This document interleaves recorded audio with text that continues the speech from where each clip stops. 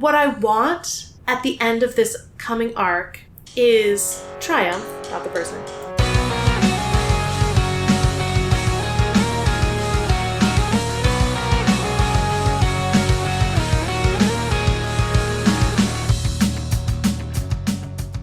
Welcome to Inchworm, the podcast in which we're inching through Worm. I'm Jenny. and I'm Ted. We read Interlude 13. Emily Pigot. Did not predict it even a little bit. Yeah. I guess I said maybe it's a protectorate person. We're finally getting those Euro chapters. Finally, yeah. I gotta say, I can't get on board with her plan here. Her plan of war crimes? Her plan of war crimes. I mean, look, Skinner comes to you, is like, let's collaborate. We're taking down the Slaughterhouse 9, and in return, Pigot plans to kill all of the other villains. Yeah. It's her job, Jenny. War crimes are not her job. Yeah, I can't be negatively polarized into defending war crimes this early in the episode. I have some sympathy for her general position of, like, these villains are a problem. Because, like, obviously, if Skinner really wanted to help the Protectorate, she could join the Protectorate or the Wards or whatever. But Yeah. I love her as a character. It's so fun. It's such a fun perspective. She just needs to kill the villains because she can't control them. And it's such a problem. Yeah. Maybe they shouldn't have been villains. Maybe she shouldn't be a villain. Anyway, she's not. She's a bureaucrat. She's a villain, Ted. Oh my gosh. Oh my gosh. Her role is not villain, but she's being evil. I think I'm going to imagine me pushing my glasses up. Yeah. She's an anti-villain. The polar opposite of an anti-hero. But we can circle back to that later. I do just want to say that if you're going to be one of the white hats, if you're going to say, like, we are the side of, like, good or whatever, then you only get that high ground if you actually obey your own laws. And bombing a bunch of villains and probably civilians does not count as that. Well, I think that is not that uncommon a viewpoint for people in the real world justifying war crimes. It's true. But you know what? Once someone's justifying a war crime, their opinion is not necessarily a good one anymore. Shall I tell you what happens in this chapter? In this interlude? Yes, I think we should come back to all of this in a lot more detail once the listeners know what's going on. What's going on. All right, so we join Director Emily Pigot in her office. There's so much paperwork. She's drowning in paperwork. The old paperwork is all tidy and printed from printers, and the more recent you get, the messier it is. It has like a bunch of different handwritings. It's just all haphazard. It's hard to read. She thinks about what a metaphor it is. Things are breaking down. There's too much for the PRT to handle. She's getting as much help as she can, but a lot of stuff just has to go through her. And it's too much for her to handle. The PRT is in charge of anything involving parahumans. But so much of the stuff that's happened in Brockton Bay recently has to do with parahumans obliquely, if not directly, and everything is just getting shunted to them. And the Cape to non-Cape ratio in Brockton Bay right now is like ridiculously high. Yeah. And the whole nation is watching. They're waiting to see if Brockton Bay will become another Switzerland, another Japan, a region that simply can't recover. And they might not know it, but they're all waiting on her. She's the one, she thinks, who's going to determine the success or failure of Brockton Bay. As she's thinking about this, Kid Win shows up with a laptop. The communications consoles have already been set up. Now there's a laptop left over for her. Her opinion is that Kid Win is happy to leave after he gives her the laptop, but unfortunately she needs to call him back. As she says, she is not good with kids. She tells him to postpone the next wards patrol. With the consoles up, they'll be ready to act. And to pass the word on to Miss Militia. She thinks about how this is a battle that will be won with preparation, which means information. So she starts looking some things up on the computer. She opens the files on the Slaughterhouse 9. It seems that Armsmaster has accessed them recently. His battle optimization software stuff is kind of overlaid over the videos.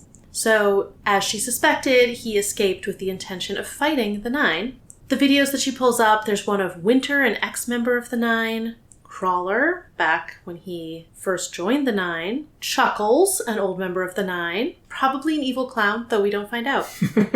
And then there's a file called Case 01. And Pico opens it and is like, oh yeah, okay, I know this video. I've seen it so many times. It is the fight of Legend, Alexandria, and Eidolon against Siberian. It seems they have left Siberian in a building with a victim, which was the only way to get her to stay put, and they're trying an experimental measure that's meant to contain, not kill, and it does not go well. Oh, I'm sorry, Hero is also there fighting. Who's Hero? We don't know Hero because he is... Well, his career is cut short. It doesn't seem like he dies. He's a tinker. He dies. Well, it says his career had been cut short. Did you... And then Eidolon, who tried to heal him. Oh, no, you're right. I think he did die. Hero is a tinker who, unfortunately, is killed by Siberian. He's ripped limb from limb. And Eidolon tries to heal him, but it seems like that is not successful. Pico talks about how the screams in the video are what disturb her most. These three practically unassailable heroes seeing a teammate die so unexpectedly and suddenly. Alexandria is invincible, but she was struck a glancing blow and had an eye socket shattered. And Eidolon does heal her, but there's still a scar, and now she wears a helmet whenever she's out in costume. And Pico has the video muted so she can't hear Legend crying out over what he thinks are the deaths of two of his teammates. She says she always feels guilty hearing it, like she's intruding. And she says Siberian escaped, and they don't really know how. While Pico is watching this, a shadow passes over her desk, and she sees that Legend is flying, I guess, outside the window against the light of the sun. She's like, if you want to come into my office, you can come through the front door. So he enters the building through a different window, and she hears the commotion, and then he walks into her office. She reflects how his lasers carry as much firepower as a battalion of tanks, and she has to remind herself that she outranks him. She admits that she's, reading up on their opposition. He says he can't, blame her. It wasn't a good day. And Pico reflects, one could even suggest it was when things started to go bad. The loss of Hero, and the first time a truly dangerous villain made an appearance. Just some interesting context for Siberian. Legend lets her know that a note was delivered for her. It's in the lab, and she and Legend go to find out what's going on with it. They walk past all of the employees. It seems like a lot of people have been sent to help them, and it's kind of almost too many because there isn't really space for them all to work. Mm-hmm. While they're walking, they chat about Legend's family. It seems that Legend's partner is a guy named Arthur who is not a cape, and they adopted because Arthur was afraid a surrogate parent might give birth to a parahuman, and he didn't want to be out of the loop. And Pico's like, adoption is no protection. It's likely to do with exposure. And Legend's like, yeah, I think he knows that, but he doesn't want to believe it. And she brings up that there are now some third-generation capes whose existence has been confirmed. And in Toronto, a 5-year-old manifested powers. No casualties, but the parents were outed. She's like, still, I envy you. Having people to go through at the end of the day, I don't know if that makes it harder or easier. And he's like, yes. So they get to the lab, and Pico gets to read the note. This is the message from Skitter, which she surmises at the closing line. Thanks for the help. She interprets that as sarcastic, and therefore from Skitter. And she's not really pleased by this news. Great to have another member of the Nine dealt with, but this shifts the balance of power towards another group of villains and serves to move up our deadline. So she calls a meeting. This is Legend's team, which includes Legend, Prism, Ursa, Aurora, and Cash, and Miss Malicia's team, the local protectorate, and the wards. We have Weld, Flechette, Clockblocker, Vista, Kidwin, and Chariot. And Pico reflects on how Chariot is a mole. She doesn't know if Coil suspects that she knows. She tells everyone, we have 3 priorities. Take down the Nine, regain control of the city, and don't die. Because, as she says, there's no point in winning if any of you die or get converted to the enemy side by Regent or Bonesaw. A fascinating sentence that we should take a closer look at later. She's worried that even if they defeat the Nine, they'll lose the city if they can't defend it, if they don't have, if they lose members of their teams. And she says the Nine, number 1 priority, they have the advantage of power in terms of their ability to affect change and shape everything that occurs. but they're operating with a deadline, and the Undersiders and Travelers just moved it up. If the 9 feel like they're losing too badly, they will enact whatever penalty they mentioned for their game, and that's probably a biological weapon. So the worst case scenario is the 9 feeling spiteful or cornered and deploying this weapon. So the heroes need to achieve an absolute victory. Pico tells the wards they don't have to participate. In fact, she had to talk to their parents to even get permission to bring this up. Ask them to raise their hands if they are willing to participate, and everyone raises their hands except for Chariot and Kidwin. Kidwin says, "My mom would never forgive me." And Pico says she understands. She really cares about Flechette, Clockblocker, and Vista anyway. She turns the presentation towards others who are involved. Tattletale's Undersiders, as she says, have the advantage of information. She believes that Tattletale's powers are the reason why in a matter of 24 hours they were able to fight the 9 twice and win both times. I don't think she's correct about that, but now they have Shatterbird and Cherish and presumably are controlling both through Regent's power. Pico tells everyone how Skitter contacted us for assistance. We didn't go help, but then they went off and killed Burnscar and injured Bonesaw. And now Skitter has invited the heroes to attack them. And Weld's like, why did we say no before if we're attacking them now? What's changed? Pico says now communications are up. Among other things, that means we don't have to worry about the other group stabbing us in the back while we engage the 9. Legend's like, would they do that? I have a hard time assessing their motives and morality, he says. I don't know, she says. Could they? Yes, and that means it's too dangerous a possibility to allow. She talks about how the Undersiders don't pull their punches, the Travelers do, but because they are so powerful, they have more kills to their account. Legend references an incident in New York where 40 individuals disappeared in one night near the Travelers. We don't know if they're involved, but chances seem good. There's also Hookwolf's contingent, which is very large. He's absorbing the whites from the merchants, so he commands a small army now. And as Legend says, it's a considerable series of obstacles stacked against us. There's also Armsmaster. He's escaped. Dragon hasn't been able to track him, which means either he has outsmarted Dragon or she helped him. And everyone's like, whoa. And Legend's like, her record is exemplary? Pico's like, yes, we put all this trust in her. What would happen if we were wrong? Legend's like, yeah, but we have no reason to think. Pico's like, right, very little of this situation remains in our control, which is clearly her main concern. Armsmaster is gone. The other candidates for the 9 are part of the other factions. The heroes don't even know who all those candidates are. So she lays out the plan. She tells Clockblocker he'll be using his power defensively if things go south. Vista is going to be helping control the movements of the 9. And then she clicks forward a slide to a picture of a warhead. There's a stealth bomber that's going to drop incendiary explosives at her command. So the idea is they'll evacuate the area and then drop the payload. Clockblocker will protect anyone who's unable to clear out. Cash can rescue people, using whatever their power is. The heroes will be equipped with fire-resistant suits that all look identical except for agreed-upon markings that hopefully will be indecipherable to Jack and the 9, which she hopes will help postpone any reaction from Jack over them having broken the terms of the deal. And Miss Militia's like, but we are breaking the terms.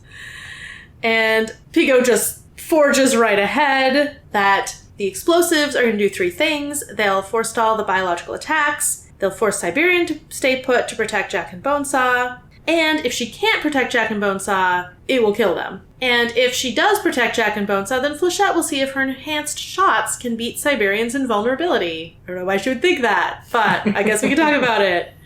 And if they can't, then Clockblocker is going to contain Siberian. His power won't work on her, but they can cage her.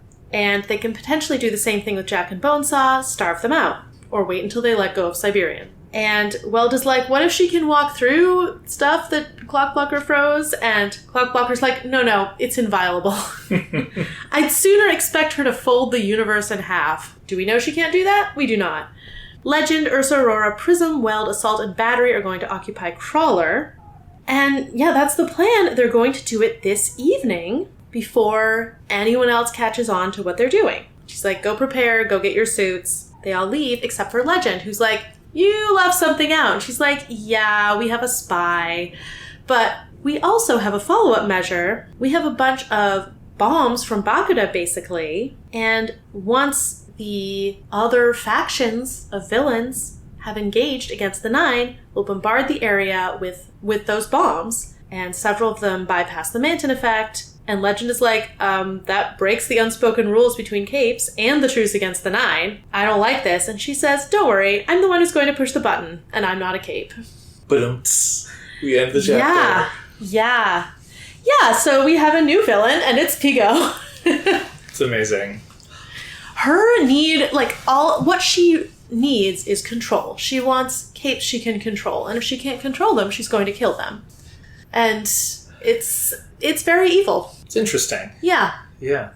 I understand her sort of like she's in a really difficult situation, but Skitter literally went to them and was like, let's collaborate against this huge problem facing the city. Yeah. All of the Unravelers have been seizing territory, and Skitter in particular has been really helping her people in the territory. I think what Legend says about we don't really understand their morality and motivations, that is a very valid consideration, and one that Pigo is just completely ignoring. Yeah. She's not even considering, is there a benefit to the city from these other parahumans? Yeah, they are pure threat to her.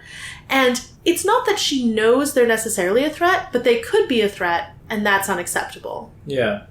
The reason I would hesitate from saying evil is I feel like she is coming at this from a very almost amoral perspective at about how to best do the job that she sees herself as having. And it's a very, she sees herself as having this very inhuman sort of cog in the machine role of being the person who is responsible for not letting the city fall. Mm-hmm. And she is willing to, do evil, but for what in her mind is very much a non-evil thing. So I guess it's different in the way that Bonesaw is amoral in the sense that she's just doesn't understand it. I think Pigo recognizes that what she is doing is bad. She thinks you have to become a madman to what's her line at the end? But she says, it's a world gone mad. Do I have to join the madmen to make a difference? Right. And she is. Right. She's, I'm not sure madman is quite the right term for it. Yeah. But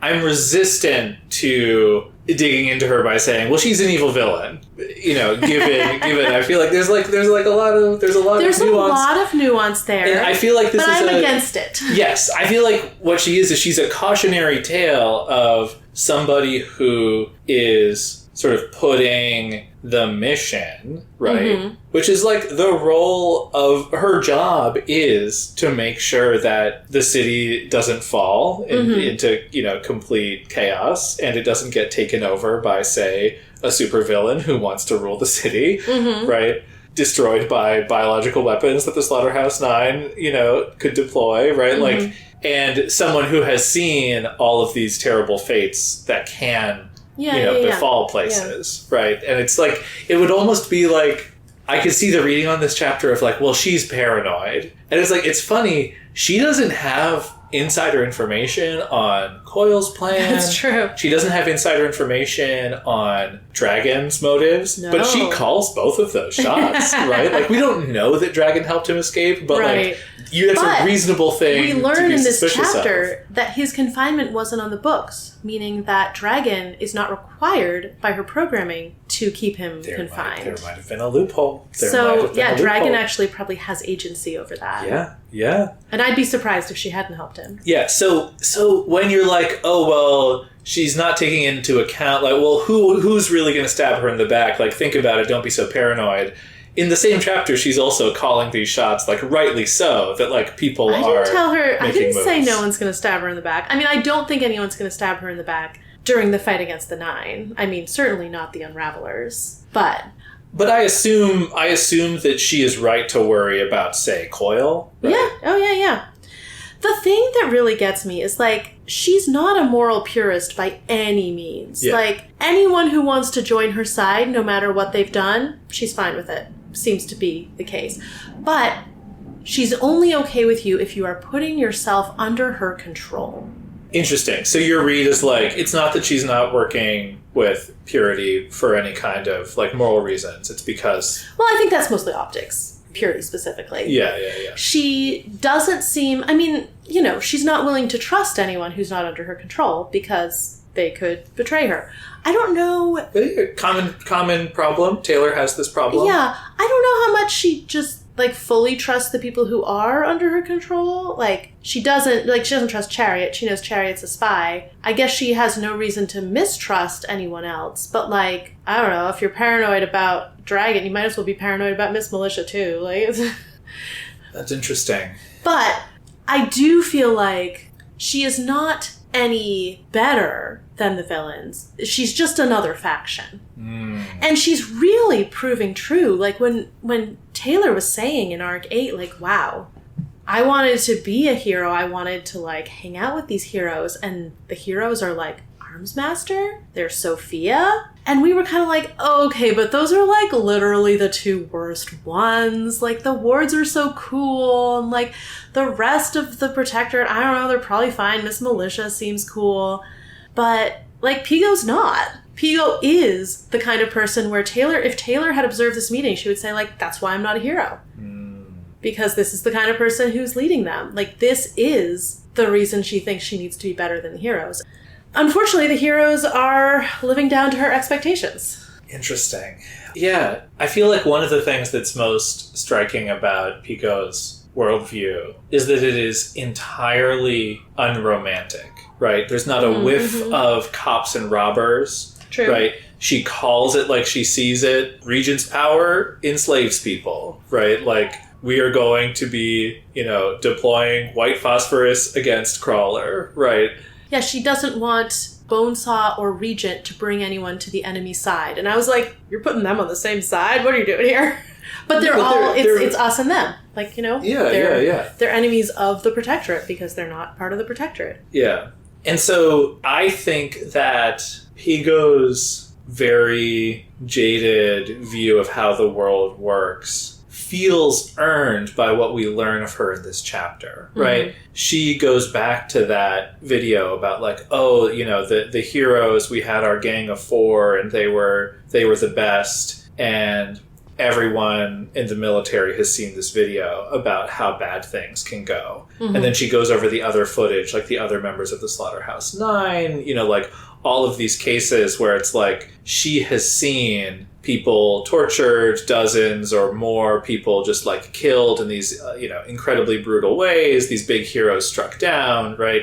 So she, I think, correctly recognizes how bad things can get. Mm-hmm. And I feel like it's interesting because while we have had bad stuff happen in the narrative, we haven't really had like a mass civilian casualty event, right? Like we have started to see Bonesaw killing like a lot of innocent people. We had the slaughter of the merchants, right? We saw a lot of capes die with Leviathan, but not a lot of civilians. Yeah. Yeah. So I guess we're getting in the night. We're starting to see some of that stuff on the page, but like Pigo, I feel like has had a whole career of witnessing that over and over and over again. Mm-hmm. And so I think it's interesting to have that perspective sort of like injected into the narrative at this point of somebody who has seen how bad things are getting and also has this like take that basically like, yeah, things are just getting worse. It's very reminiscent of what Sophia was saying about, well, the city's bad, but who's to say it's going to bounce back from this, right? She's like, things started to go wrong when Siberian showed up. And,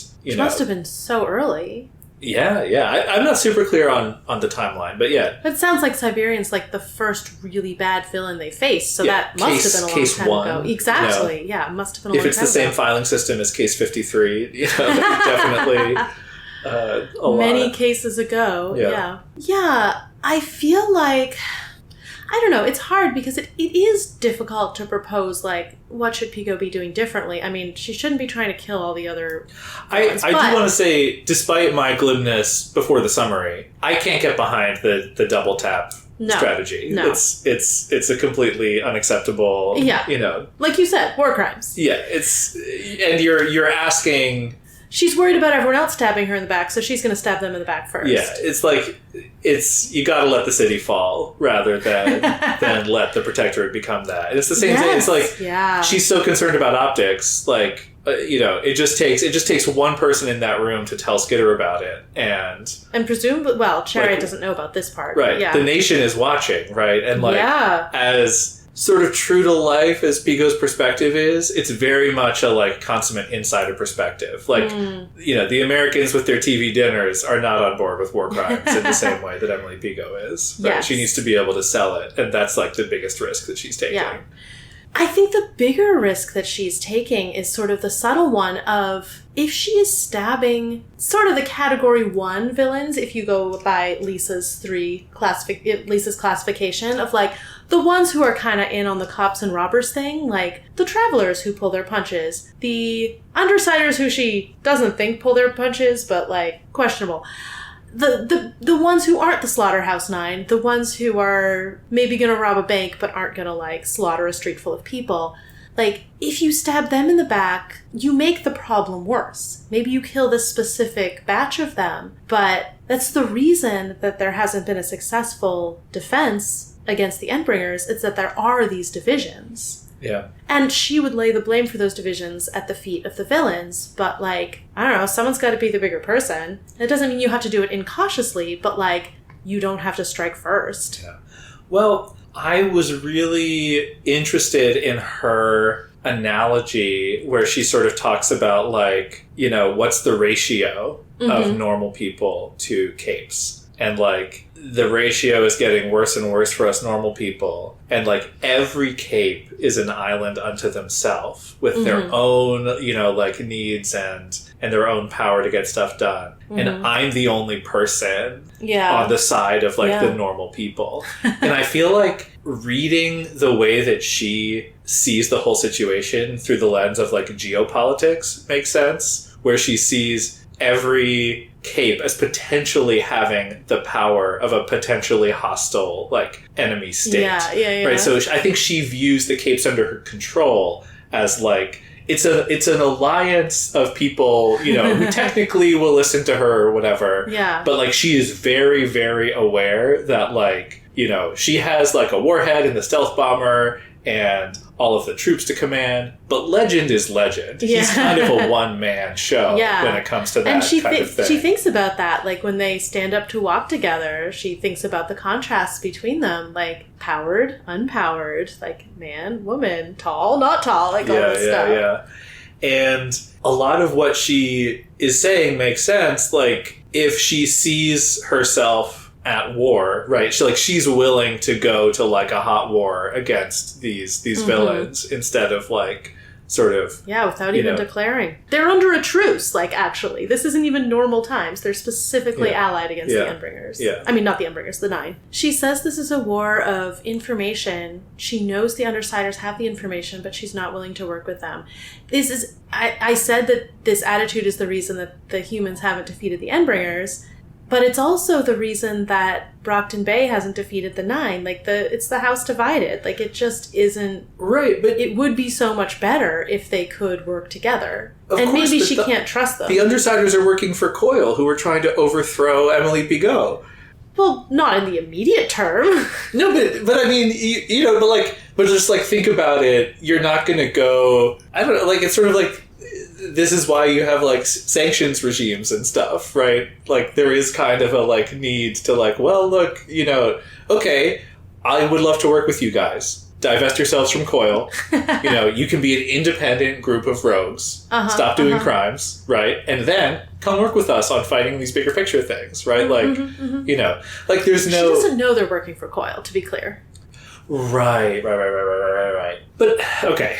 My point still stands. They're trying to take over the city. The Unravelers are openly trying to take over the city. They are claiming territory. Right. Whether she knows it's under Coyle or not.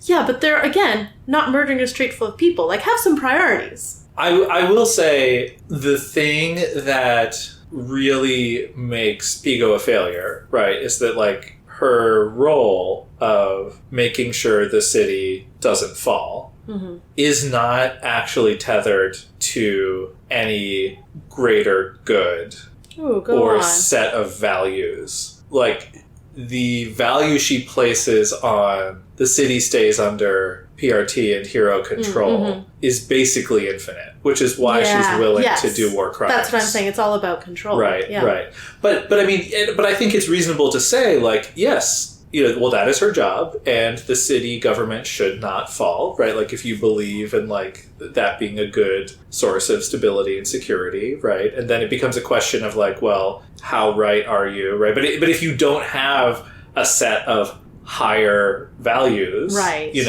beyond your objective, then of course you're going to focus on the objective and be willing to basically do whatever. And so that sounds right to me, yeah. So I think the stuff that you're pitching would have to be Emily Pigo believing it's okay if the Unravelers control Brockton Bay if the world is rid of Jack Slash once and for all. And she doesn't believe that. Right, like she's not willing to think about it that way. I don't think that working with them to defeat the Nine precludes trying to keep them from taking over the city. Do you see why she doesn't think that? Like, I mean, yeah, I see why she is just in a very us versus them mindset. Like, yeah, I see how she got here. And I do think it's tricky to propose anything else. But, like, the villains all kind of got together and it's like, well, we all hate each other, but we have to take down the Nine. And the heroes are the only ones who, like, aren't getting on board with that. But the reason is because presumably they fear if they work with the villains, then at the end of the day, the villains will stab them in the back. Yeah. Or if they work with the villains will win because when the Nine is over, then they'll go back to their war and the villains will be in a better position and they will win. Oh, yes. I mean, I understand why she's trying to do kind of war saying, crimes like, against the villains. If we wait, then, maybe more capes from outside the city will come in. I understand why she's afraid that if the Nine get defeated, the other villains will win the war of Protectorate versus villains.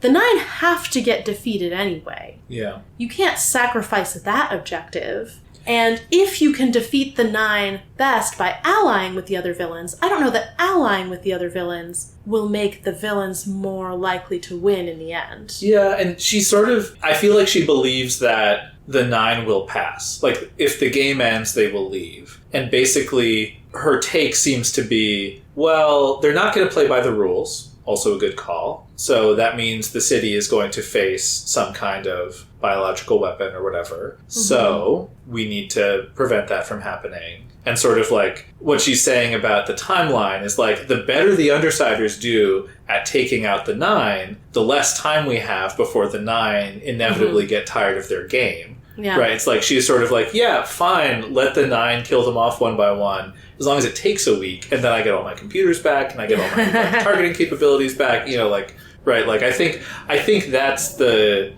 calculus that she is putting forward. It's like a very conservative one, right? If not in some ways a cowardly one. But right. So what she's saying is like, okay, well, that failed. So now, the one Nine big blow. Yeah. So we've been talking about the morality of what she's doing and the wisdom of not choosing to collaborate with the other villains. The real problem is that her plan seems bad. Like, say more, yeah. The Nine are incredibly hard to kill. She knows that. Like, she's not uninformed here. Like Miss Militia said to Skitter, like, we go up against them, we manage to take out a few, but they always escape. I don't think her plan is any better. It's not very detailed. I'm like, maybe she has more. She's just like, we'll get them to somewhere where they can be evacuated. Like, what kind of plan is that? Yeah, so there's no other Emily Pigo out there who's dropped a bomb on the Nine already, right? And Siberian isn't even vulnerable to bombs, and she can pass her invulnerability off to other people. And she's like, well, it's okay. Clock Blocker will just get chains around. Like, how are you going to put Siberian in chains? How are you going to get her to stand still long enough for that? Like, it is not a good plan. Like, there are some good pieces probably, but I'm not seeing from her what we saw from Skitter. Even Skitter's plan wasn't foolproof. Yeah. But the fact that she's, like, what she's doing here, she's pulling an arms master.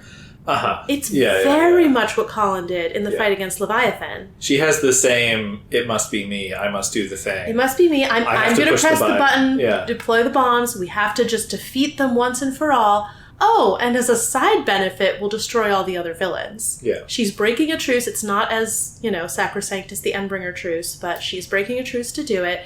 She's taking a really, really big swing. And like she said, if they fail, the city's probably going to be under some sort of biological weapon. Yeah. They're probably going to lose the city. It's a really big swing. And the idea that she's willing to risk the city by not getting all the help they could get, just in the hopes of winning once and for all against all the villains.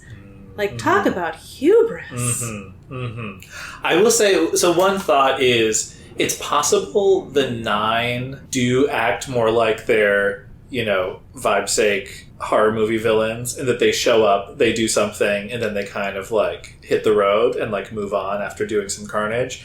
And so maybe the sort of, we're setting up a 2-week-long Hunger Games scenario does give the chance for people to try and do a bomb strike. Maybe it's a novel plan. I want to say maybe this is a little... Maybe they're harder to pin down. This is different enough than the 9's usual MO, so maybe it's worthwhile, right? Yeah. But I feel like doing a little bit of work to prop up that side of the plan. I mean, also, it's an incendiary strike against Siberian, who's not vulnerable to that. Jack and Bonesaw, who are going to have Siberian with them. She's going to be taking care of them. Yep. Mannequin, who I don't think can be burned. Crawler, who definitely can't be burned. That's all 5. Hey, she thinks that Crawler has not become immune to white phosphorus yet. I wouldn't be so sure. And Mannequin was going to get got by a big rock, Yeah, but if a building falls on him, all right. But she's not dropping a building on him. Yeah. She's using fire. It is funny that she was like, okay, bombs create fire and burn scar exists, so we'll just have everyone wear fireproof clothes. Right, she's thinking that this can defeat Mannequin, but it's not going to hurt her team members in their fireproof clothes. Also, speaking of war crimes, taking all of your, recognizable heroes and putting them in indistinguishable outfits a la Secret Police is also, a really, really bad look. And, I mean, the extra gamble she's doing is that they're breaking the deal, which, she thinks that if they fail, the city is kind of doomed anyway, but you're just inviting disaster, lady. Yeah. I did want to point out something else about the difference between her and Skitter. So, Skitter's pitch is basically cape combos. We have all these powers. We're going to use that against the 9. Yeah. Pigo is willing to strategize using cape powers, right? She's got her heavy hitters. She's got Vista, Clock Blocker, Flechette. She wants to use them. They're the ones that she cares about. But what she really cares about is technology. They are delaying so that the comms can come back online, right? The reason that she is especially worried about trusting Dragon is, I think, because she relies so heavily on the safety and comfort and reliability of technology that is, not a self-absorbed and unstable element each cape is. Yeah, she doesn't trust capes. She trusts tech, but now she has to trust Dragon to trust tech. Right, so that's, I think, why, she sees that as an obvious weak point. Because, of course, she's going to say yes to any of the tech. And, she's so happy to, get her laptop open and start, looking into the plan and stuff. And she's like, whatever, I'm not a cape, I'm going to do this the non-cape way, I'm going to drop a bomb, right? So she is, I think, really invested in conventional solutions to parahuman problems. Unconventional problems. And Taylor sees, of course, the potential in power synergy and stuff. Solutions. So Pico obviously has a blind spot. Right, well, like she says, she's not a cape. Right, and she is not looking at this room full of 14 capes being I've never worked with Cash and Ursa Aurora before, but what can I do with them and Kid Win? Right? She's not, that's not the way that she thinks. It's so tragic because if she were willing to work with the Undersiders, I mean, I don't know that they would tell her this anyway, so it's, probably doomed, but she would know that the best chance, I think, of taking down Siberian is to have Brian weaken her. Oh, yeah. And she doesn't know. She doesn't know. One other thing I wanted to connect to is I love it when a character calls out an obvious metaphor. And then I also kind of love it when, there's, another layer there, right? So she is, all of this paperwork, the voices, the breakdown of the cohesive, ordered whole, right? There are all these people, some are condemning her, some are pleading with her, some of them are just ordering her around, and she really doesn't like that. And I was thinking about in Weld's chapter when she's talking to him about strategy and he's just like looking down at the ground and there's a car burning, right? Like someone who thinks too strongly in metaphor, while, I think Emily Pigot is very intelligent. Mm-hmm. She may have actually a perception defect, right? She may not actually be seeing the individual elements in front of her. Because she's seeing it as metaphor. Because she is seeing the metaphor. And again, she sees all of this paperwork, right? And she's like, these individual voices. She looks at all of these capes and is like, oh, these like islands of potential instability. They're all like little nations competing or whatever, right? And she sees that disorder as like inherently threatening, whereas again Taylor sees the potential. Taylor's so good at using a group of chaotic individuals. Exactly. And that's why Taylor's gonna win. Yeah. But so, and I was also like, I feel like sort of the metaphor I got from the paperwork was just like, yeah, things are getting worse because your printer's broke. Right? Like it's like the city is falling apart. It's not really about, the diversity of voices. Order. Yeah. Okay. So we've talked about how her plan is bad, strategically, tactically. Let's talk narratively. Okay. This is the first time we've gotten a plan ahead of time. So it's not going to work. All the villains are going to die, and Emily Pigot's our new character. Yeah. I mean, well, when she started explaining the plan before she got to the war crimes part, I was like, well, we are hearing the plan, but we're not going to be in the heads of any of these people while it happens. Presumably we'll be back in Taylor's perspective for the next arc, and that's when this is all going down. I mean, maybe there's another interlude. I don't know. Actually, there isn't. I remember seeing next arc is next. I was like, okay, maybe we're getting the plan because we're not going to be in those people's heads for this. But then I got to the war crimes part, and I was like, no, they're doomed. Like, this isn't going to go on. It's certainly dramatic irony, right? It's going to be like, oh, Tattletale's going to figure out, well, the heroes are going to try to bomb the 9, and then presumably the villains are all going to be like, well, that means we can step in and finish them off. And we're going to know there's... Or will Tattletale know? Some extra Bakuda bombs coming. Tattletale might figure that out. Maybe not until just before it happens. Well, right, but the dramatic irony should suggest that they won't know it coming in. Because, like, what's the point of giving us this if they're just going to exposize on it? Good point. Yes. Okay, so speaking of predictions, not that we have to wrap up or anything, but just while I'm thinking of it, I think you're probably right that our gang is all going to get involved. It seems like this is probably the next day. Yeah. So they've had a little bit of time to rest and regroup.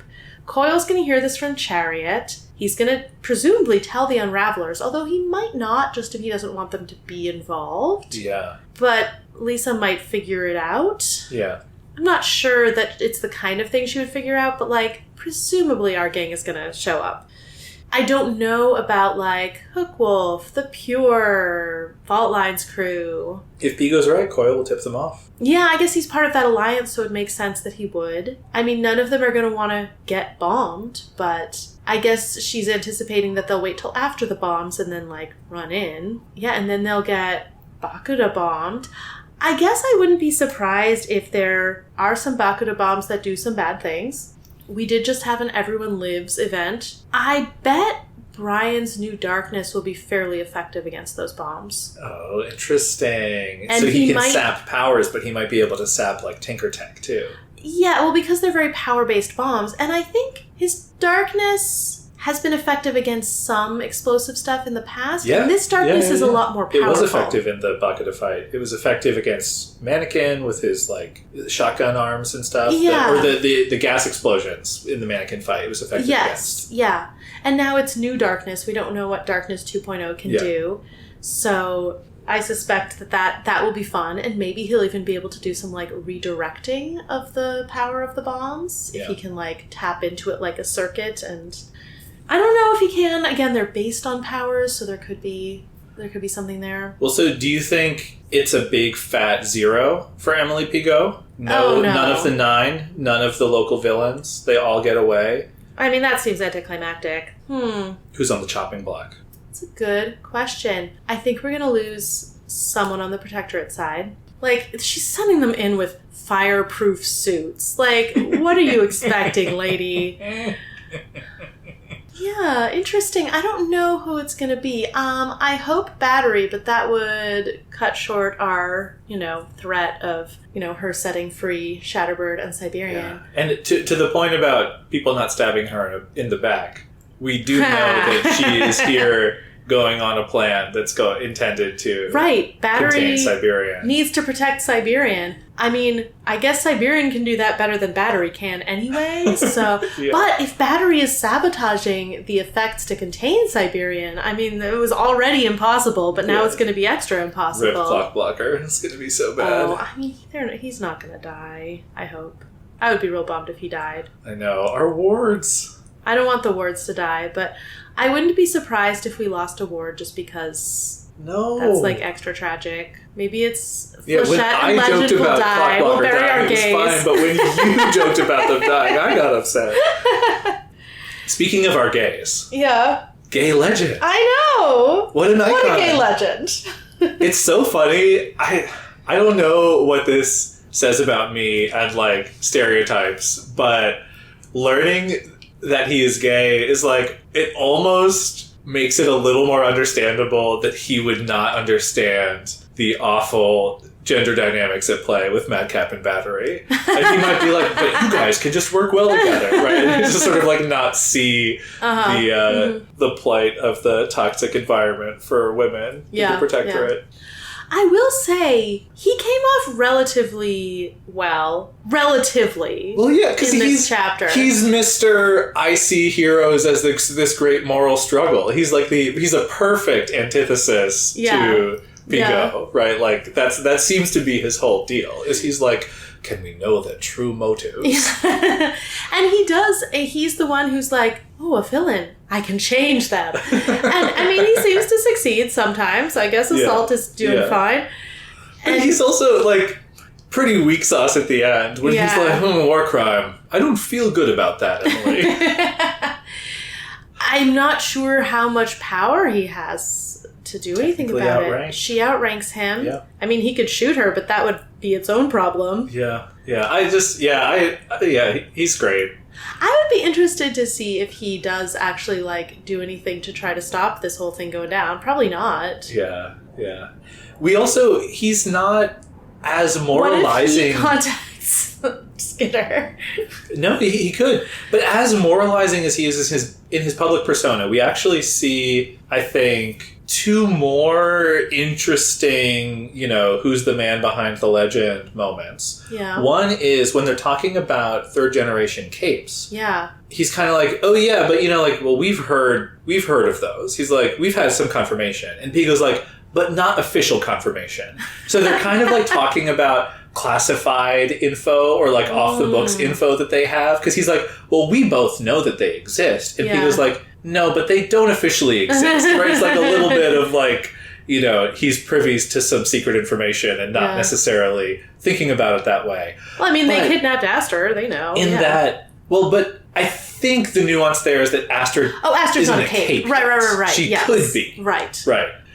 The other moment that I thought was so interesting is in this flashback sequence when they are ready to deploy containment foam on Siberian. Ironic, because containment foam is awesome, and Siberian is the worst person to use it on.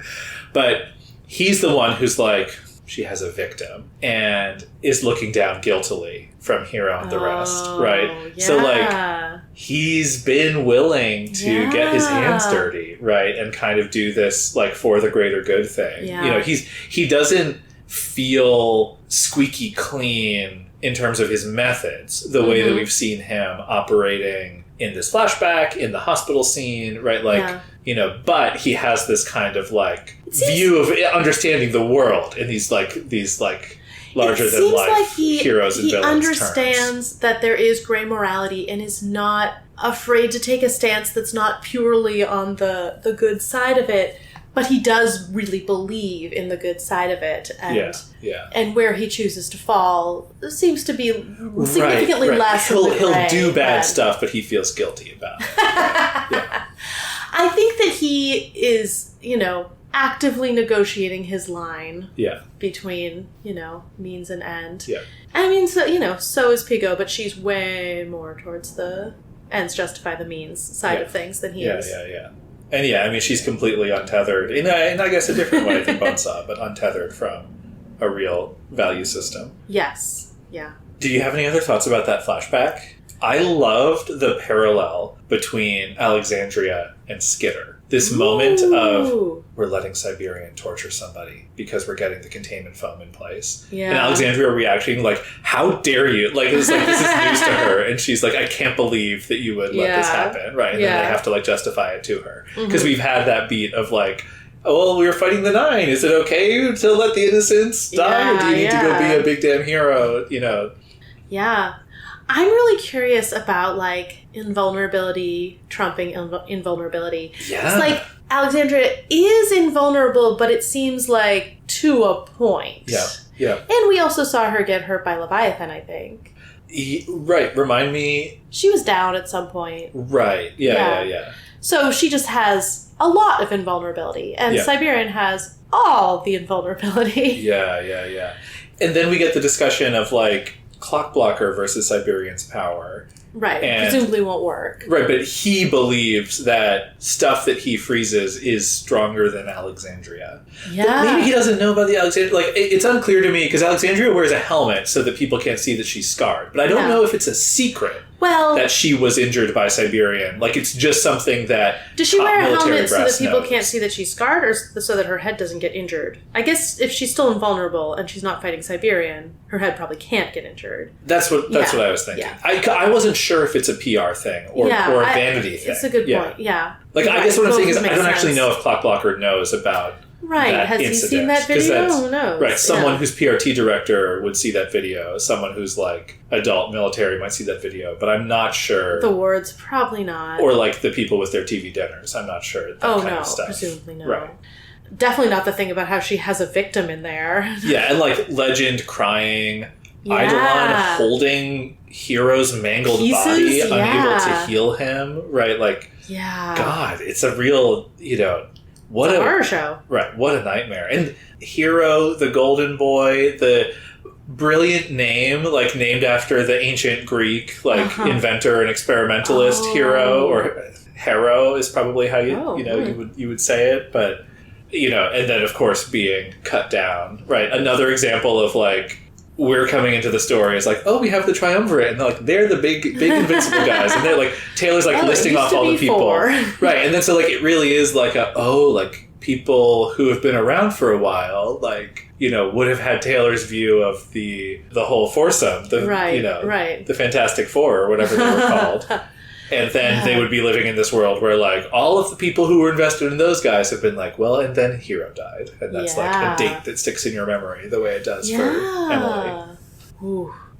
I feel like we're really moving towards something about Siberian's power. Like, I think there's going to be a lot of focus on, like, what can we do about Siberian? Yeah. It's like, I feel like Jack, Bonesaw, Siberian are our 3 big threats. Crawler we haven't seen as much focus on. Obviously, he has the capability to be as much of a threat. Mannequin, like you said, almost died with a big rock. Shatterbird is under their control. But could get free if Regent ever stubs his toe. True. Though he could get her again. That's true. Cherish is also captured and doesn't want any part of them. And Birdscar's dead. Yeah. We've seen a lot of Bonesaw. She's still a big problem, but I feel like this chapter, this interlude, is making me really interested in how can we take down Siberian. Yeah.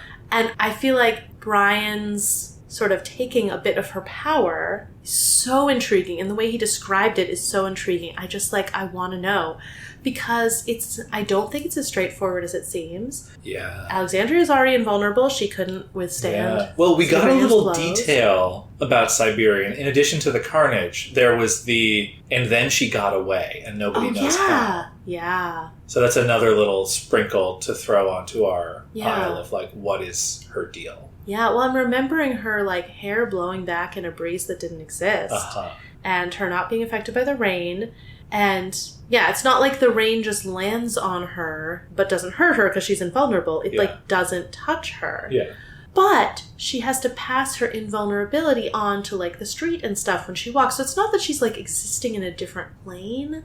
but there's something weird going on, Mm-hmm. is my very intelligent conclusion. Well, to invite more speculation, you had sort of pegged Arc 14 as being like, let's wrap up what's going on with the 9. That's my guess. So, where do you see, given now what we know about this plan that's hanging over everybody's heads, like, where do you see the end of the arc reaching? I think Jack and Bonesaw get away. I think something happens to Siberian. Okay.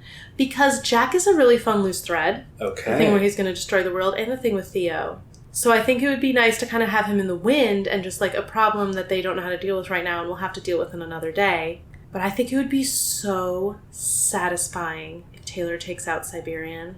I mean... Like, probably not physically her, because what is she going to do? But maybe. It would be pretty satisfying. I feel like it would be satisfying if she took out Bonesaw. I feel like it would be satisfying if she took out Mannequin. I don't know that I have strong feelings about Skitter versus Crawler. Yeah, he just hasn't been as much of a focus. It's not as personal, but like still, it's a good get. Yes, it would be very satisfying. Yeah. Mannequin, I don't care about as much, even though he's the one who's just because he's lost so badly. He's lost so badly, yeah. She's already beat him. She doesn't need to finish the job. Yeah, no, exactly. Someone else can finish the job, or he can get away, or whatever. I don't need that. But I just want to see, like, put on some more arms. Like, let's see, like, what other goofy stuff does he have? So, yeah. I'm sure we'll see in the next fight. He'll have new stuff. He always has new stuff. Yeah. Tinkers are great. Yeah. I think that some of the 9 will escape. I do not think both Shatterbird and Siberian will escape. You think Battery will fail? I think Battery will fail. Okay. But I do think that will cause a problem. Like, Battery's thing will cause problems. Do you think, like, what do you think Battery will do? Just kind of, like, watch it all go down and be like, welp? Or, like... I don't know what she can do about Shatterbird if there's no alliance. Mm-hmm. Because Coil's not going to admit that he has Shatterbird, because he's not admitting his connection to the Unravelers. So, and they're not working with the Unravelers. Sort of an incentive to go after Regent. Yeah, if Regent brings Shatterbird to the fight, if they take out Regent, well, then Shatterbird can be free, and that's kind of her thing. So maybe she'll go after Regent. That's actually a good point. Could be bad. Yeah. Battery's like, how do you targeting... protect Siberian better than Siberian can protect herself? Yeah, no, exactly. I mean, what she could do is, like, free Siberian if she got captured. Yeah. But, like, even in the, like... But there's no capturing Siberian if she's alive. Why would you even tip off Siberian about the bomb? Because, like, that's not going to do anything, you know? Right. I mean, we don't know. What I want at the end of this coming arc is triumph, not the person. I want them to have gotten a really good victory against at least one of the 9 who we really hate. Like, Jack, Bonesaw, or Siberian. Yeah. And I want there to be some real bummers of, like, escapes. Like, I think that... I mean, I don't want that, but, like, that's what I expect. Yeah, we'll get some of that bittersweet tension. Yeah. I don't think we'll lose an Undersider. Okay. I like that. We haven't so far. I like that. We came extremely close last arc, and so I kind of just want them all to survive this time. Don't need any of them to be freezered in the same way. What about Chekhov's Bonesaw's plague? God, the city has just been through so much. Like, if you put a plague on the city, like, Coil might as well just move to a different city. Like, there has to be something to fight over. So I feel like, I don't know. Wildbow's put this city through so much. I'm like, there's probably no limit to what he could do. But, like, it's gone through so much. Yeah. I'm going to say no, but I could see it. We'll save it for another, because if she gets true. away, you know, we can do it again later. Yeah. Oh, but what if Taylor kills her? Oh, that would be so good. I wonder what Brian could do with Bonesaw's power. Probably not a ton. Yeah, dude, Tinkers aren't physical powers, so Lisa thinks it's like so it wouldn't not be as effective. effective. Yeah, that makes sense. I do want to see Brian try to like tap into Lisa's power and just like see if he can do it a little bit. Oh my god, that would be like he has to practice with them, right? Yeah. I bet we're going to start this arc with a training session. Could be cool. That would be so cool. Could be cool. Watching Brian use their powers. What a fun thing Brian has now where he can use a little bit of everyone's powers. Like the variety. Yeah. Oh, so good. It would be too much to have given that to Skitter. She needs the constraints. She's already so inventive. I mean, she's so good. Yeah. She's already taught her bugs to drop spiders on people when she's paralyzed. So true. Oh, I liked the thing where Pigo is like, at her core, Siberian is still human. And I was like, Are you sure about that? That's not what she told bitch. Oh, one thing that occurred to me. He goes like, no, we just have to hit them really hard and then they can't do their biological warfare thing. And I was like, this is the 9. You don't think they've thought about like, oh, hey, by the way, if you kill us, we have this plague on a dead man switch. Exactly. Like, they definitely... Cherish is already using a dead man switch. Yeah. So, like, it's a pretty bad bet. Such a bad bet. It's a pretty bad bet. Yeah.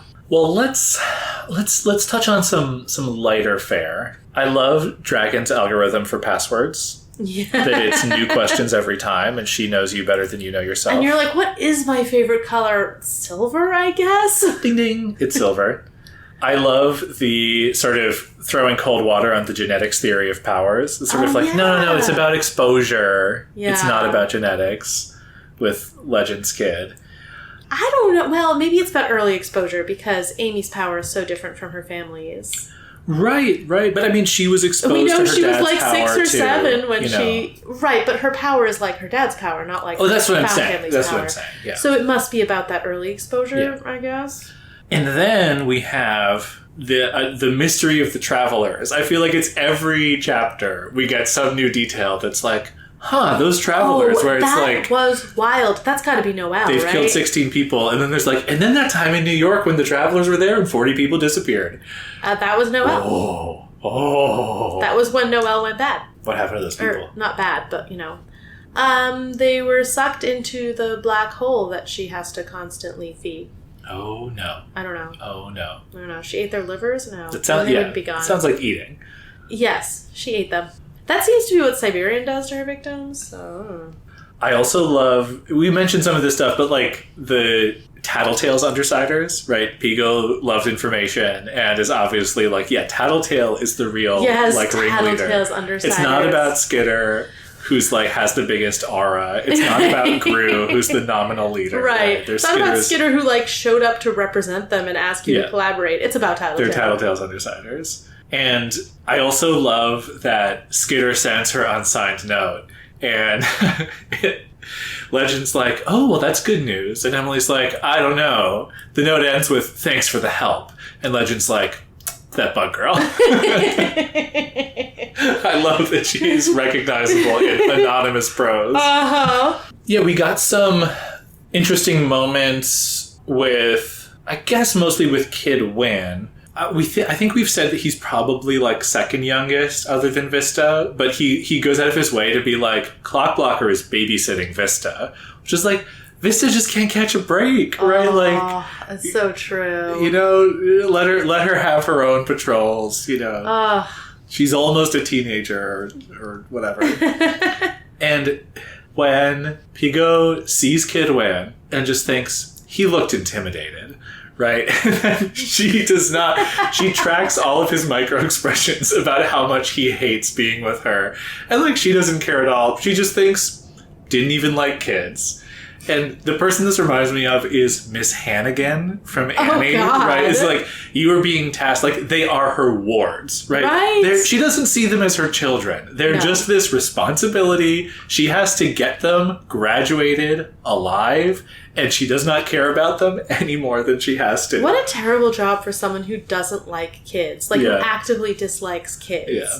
And, I mean, we're talking teenagers. We're not talking, like, little kids. Like, who actively dislikes teens, it seems. And this is, like, we've seen her in, like, the Wards interlude and with Weld. Like, she's not doing well by them as a leader, right? No. Like, she is not giving them, like, the therapy they need. She's not, like, encouraging them, right? Like, and I think how she sees it is like, this is not my job. Yeah. I don't want to do this, but, like, I'll keep them alive. Like, she doesn't, I don't think she bears them any particular personal ill will. It's just like, oh, no. I mean, they're going to become grown-ups someday. Right. Like she needs somebody managing her to be like, I think these kids will be better tools for you if you got them some counseling and let them go play with the wards in the other cities. She needs someone under her who's specifically in charge of the wards, because she's in charge of kind of this whole That's operation. True. She could delegate it away. She needs like a youth pastor. Yes. That's what the wards need. I was also just thinking, like, she's in loco parentis for all these kids. but like her also thinking about like, I'm the only sane woman in a world of crazy people. So it's like a different meaning of loco. And she's like, please, can I send them into the super dangerous situation? Can I just mention it to them, please? And their parents are like, I guess. Yeah. And I also like, she's like, I only need 3 of them, but I'm going to ask all of them. I don't care if Kidwin feels guilty. Yeah. Whatever. Yeah, I didn't believe her, and she's like, Kidwin, Chariot, I won't hold this against you. Yeah. Oh, Clockblocker being like, the doctors tell me my power is inviolable. It's like it's a big bet, my guy. Like really, you gotta have some balls to go up against Siberian with like, throw a bunch of paper in her face and expect her to like get stuck in it. You know, I'm just concerned. Yeah. I also love, this was more about all of the heroes overall. Like Taylor, their costumes are deteriorating, right? Like they've lost parts of their costumes and it's getting replaced by generic gear, right? So they're losing their individual flair. It's like less cops and robbers drama and more like actual cops or soldiers, right? Like they're just kind of becoming this like PRT task force that is all kind of, yes, aligned behind their unified military objective. Honestly, that's probably what Pico wants. Yeah. I mean, yeah, and I was saying that, like, people versus technology thing earlier. Like, she literally thinks, I would rather have printers than people send me more people. And, like, she does think well of the people. She acknowledges that they're working hard, like the non-capes, right? She also kind of has this belief of, like, if I can't find a use for them, they are better off not in the city, right? She's like, stop sending me normal people. For these Send people. me more capes. And she even thinks about it like the capes are afraid of the 9, which is why they're not coming. And so, like, she's seeing, like, all of these poor bureaucrats and like IT people getting shipped into Brockton Bay to help her. Gonna be hurt it's by like, the 9 too. Where's Eidolon? Where's his team? Like, get Chevalier over here. Like, get them all in Where's here. Alexandria? Yeah. Just thinking about, like, the fact that they're breaking the rules this badly and going for this huge strike, like, reinforces the idea for me that, like, this next arc is going to be our final 9 arc. Like, it feels like if it doesn't wrap up this arc, it'll be hard to keep it from feeling like it's retreading ground.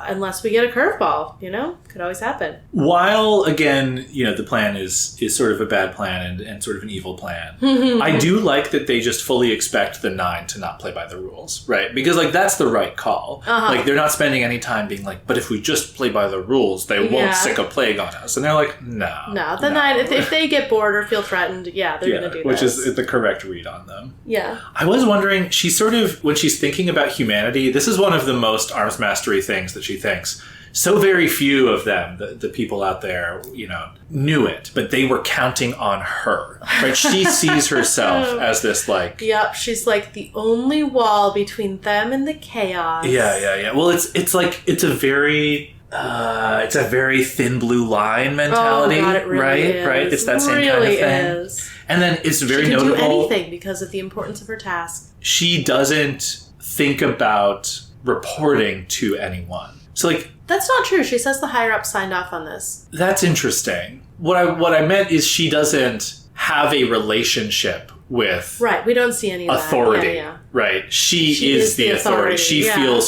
feels fully empowered to do this kind of thing, which, like, I guess is kind of telling about who those higher-ups are, right? But, like, that's an interesting piece that we haven't gotten yet. But yeah, like, I'm not sure the fate of the world depends on Emily Pico. Like, it's like the fate of the city. And, like, she's never thinking about, like, how important it is to kill Jack. Right. No, that's so true. Even though she knows at this point. Okay, so Pico's line about Legend is, like so many parahumans, he lapsed into intrusiveness and a self-centered mindset. Which I was like, I love how interludes reflect on the arc we just had. Like, this is Taylor and Brian's argument, right? Like, she's basically, like so many parahumans, is basically like, oh, like so many traumatized people. Like Taylor and Brian are both, they obviously care about each other so much, but they are self-centered in that argument. They are, like, pushing boundaries, crossing each other's lines. She does seem to correctly see how individualistic and volatile capes are, right? Like, she understands that. Yeah. She does not empathize with it. No, true. But even though she did empathize with the regular people who've been pushed too far by this event. And I will say, as hard as we've been on Emily, it is very sympathetic the way that she bears witness to what happened to Legend and Alexandria and Eidolon. Mm-hmm. She watches the video. She has to like take a minute to compose herself. She's like, those screams haunt me, right? Yeah, and she has this. Really she has this kind of like, I need to bear witness. And feels guilty for observing this private pain. Yeah. But that's another line. It's like straight out of the last interlude of like Taylor being like, oh, Brian's like really suffering, and like this is how do I relate to, like, it's so hard. Yeah. You know, we don't have good scripts for dealing with people being that raw in public. Oh, Legend also, like, his reflection on that moment is, it wasn't a good day, which reminded me of his Leviathan speech. Right. And it feels like a coping mechanism almost, that he's like the way that he deals with all of the terrible things that he's seen and done. That was a bad day. Yeah, he's just like, well, that was a bad day. And he smiles at her and says, you're always straight to the point, director, after she's like, you know, like, well, he knew the price of admission, like marrying a Kate. Like, she's like kind of telling him like, oh yeah, aren't you worried about like Keith, like, you know, triggering super young and blowing up your life. That's the kid, yeah. And Legend's just like smiling and like, yep, you know, you're really direct, director.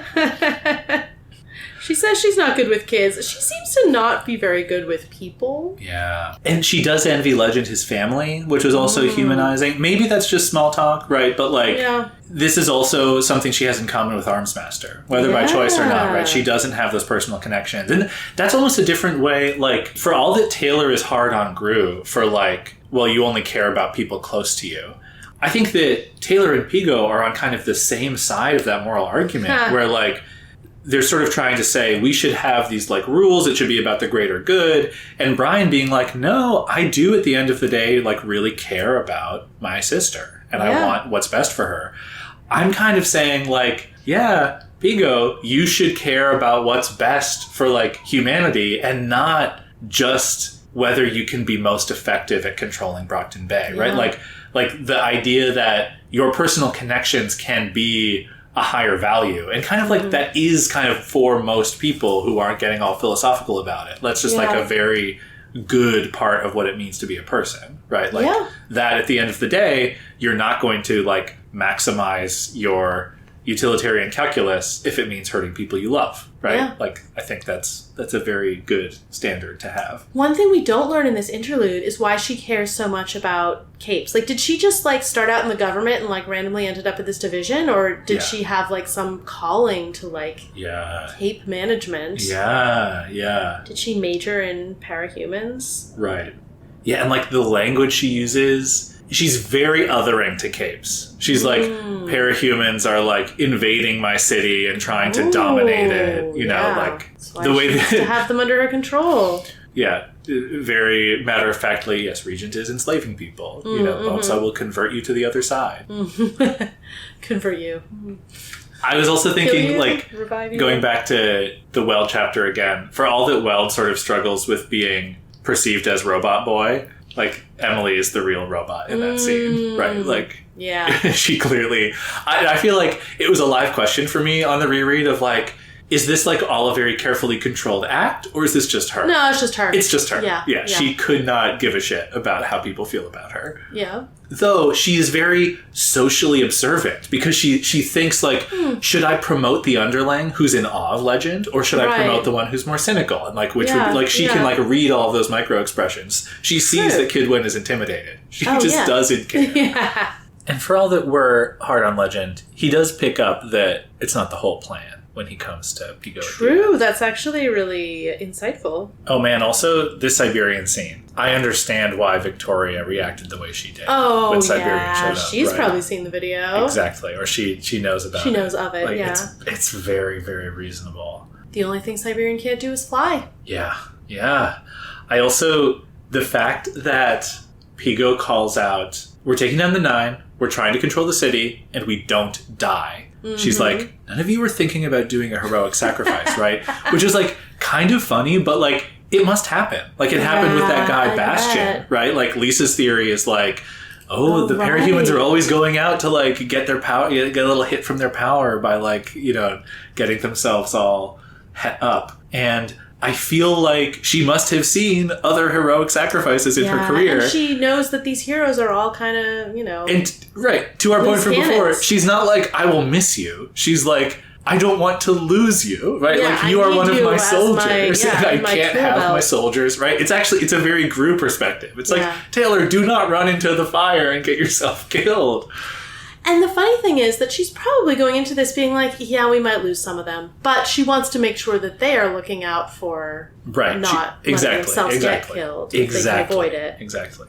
And it is so different in a conventional military. Part of the like becoming a soldier process is sort of training disobedience out of you, right? So that when you're ready, you will follow the orders in a life or death situation, and kind of by the nature of the world Wildbow has constructed. Yeah, capes are too individual for that. Capes are not going to be as reliable as soldiers. Yeah, no. So Pico is like, all these people are like bothering me. I'm delegating as much as I can, but too much of the responsibility is hers. Like, is she sure she's not micromanaging? Yeah, right? Like, she could delegate more. I feel like she could delegate more. I feel like that's probably a weak spot. Probably doesn't trust anyone. But also, the PRT has responsibility over Cape stuff. But everything is Cape stuff now. Right. And they clearly aren't resourced to actually run a city. No. So it was striking to me that, like, Koyo will have the advantage because he can actually run the whole thing. Yeah. And the red tape that Pico seems to be dealing with that, like, must drive her insane is that, like, she has to do everything, but she has the budget of, like, you're just like the, Cape outreach and, like, childcare for the wards. Yeah. Right? So, it is... It's a tough spot she's in. If Miss Militia were the mayor, it would make things so much easier, right?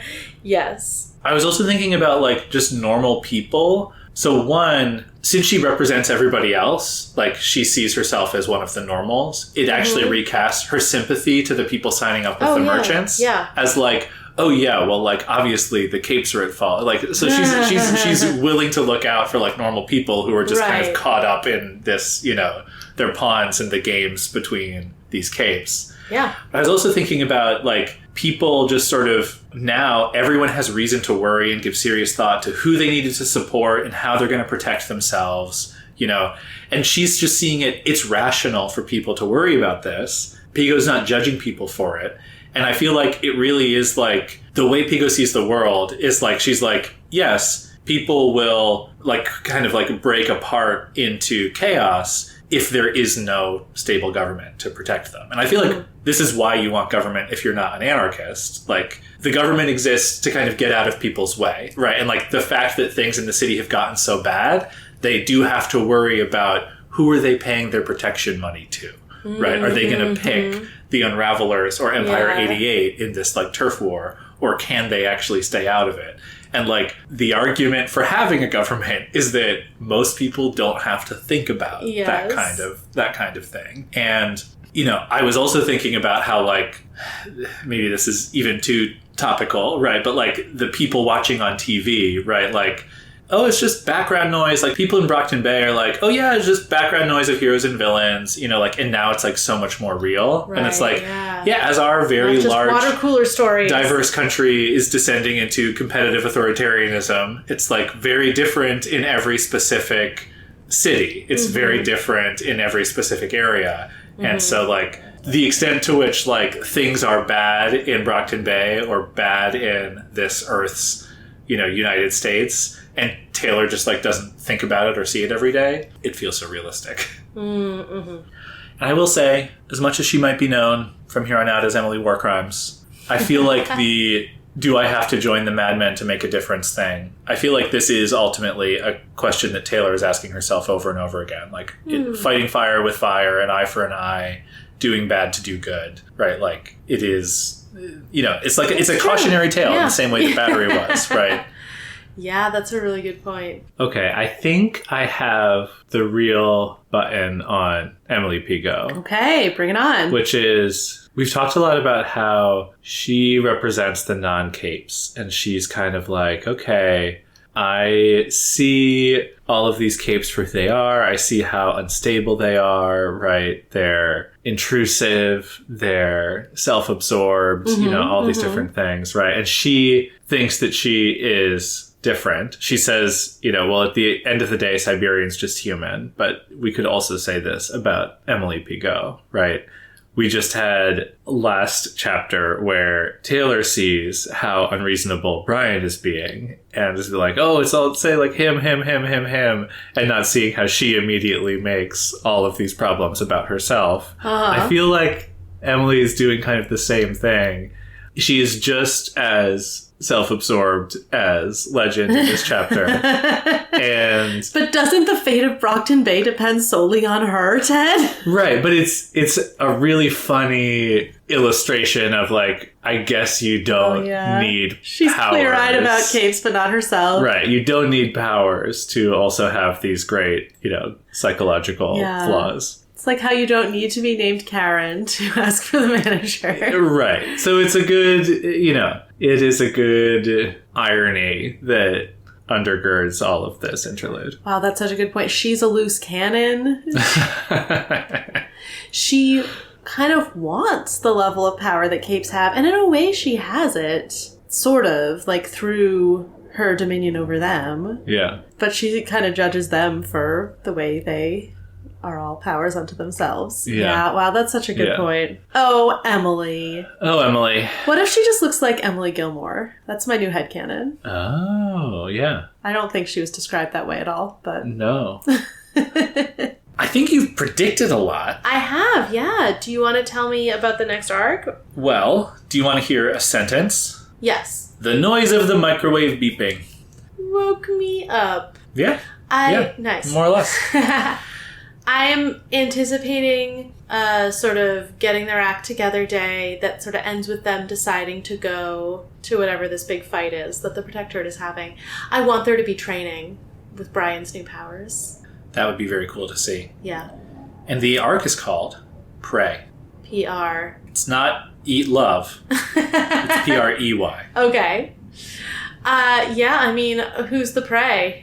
There are a lot of possibilities. Slaughterhouse-9, the other villains in town, everyone. Could be time for the return of Shadowstalker. Why? Isn't that her whole ethos? Oh, yeah. I don't think so, though. What a time to come back to Brockton Bay. Could be time for the return of Emma. No. She's not coming back to this town right now. But we will find out. Next time. On Inchworm. Worm is a web serial by J.C. McCrae. You can read Worm at parahumans.wordpress.com and support the author at patreon.com/wildbow.